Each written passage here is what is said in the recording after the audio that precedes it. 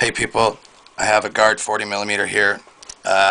Mailed a couple of these off to Pin Setter 1991, and he said that he thought there were securities in there. So I thought I would lay it to rest, and I'll just use my brute strength here to pop this thing open. And I haven't looked, so you guys are going to see the same time I do.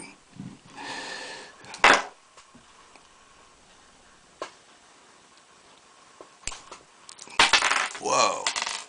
And wow, I don't believe it, but here we have one spool pin, two spool pins,